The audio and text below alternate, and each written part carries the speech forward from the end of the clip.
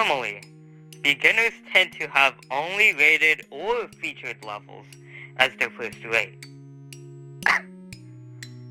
I said normally. However, hypothetically, what if someone that was a beginner put 100% of their effort into one singular level and get it rated legendary? Now, unfortunately, I cannot guarantee this outcome as I am not the one in charge of the rating system. But what I can say is that I will try my absolute dang hardest to get a legendary. So let's get on with it. And welcome back. Sorry I had to, take a little break. I can't work for too long.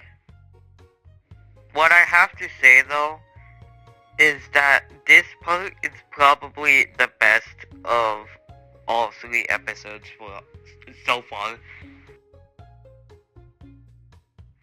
So I think I should hop right into it, huh?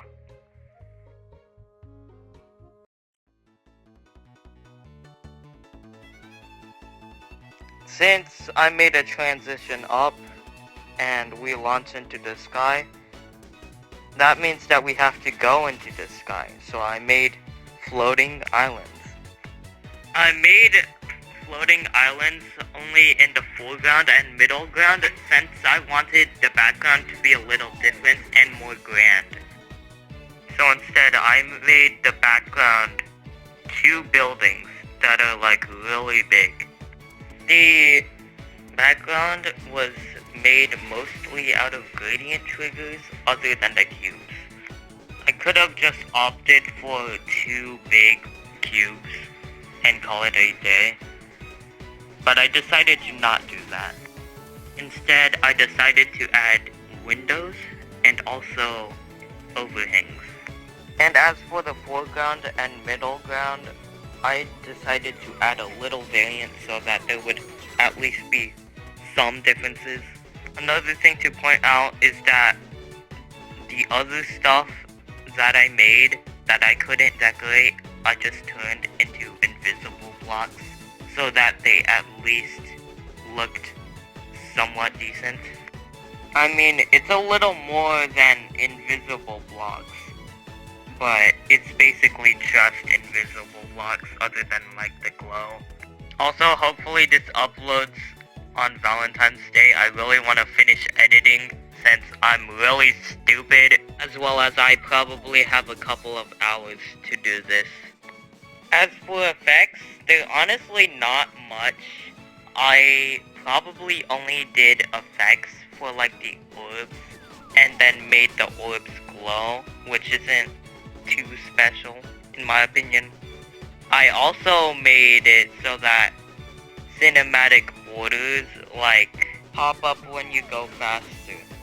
Now let's talk about some other random stuff. I was originally going to have stop signs in the middle ground, however they stuck up too much so I had to remove them. I also forgot to mention the amount of markings on the block design. Most of the markings are supposed to fill space. However, some of them actually contribute to the story, or so one would say, lore.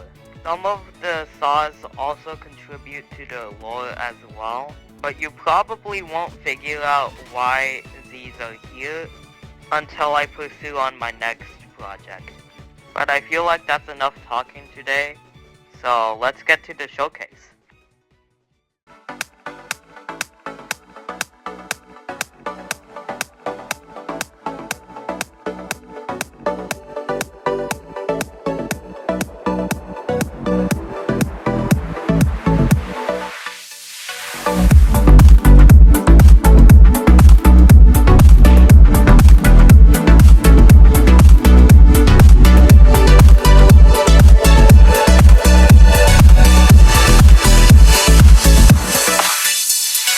And somehow, you made it through the entire video with my bad mic.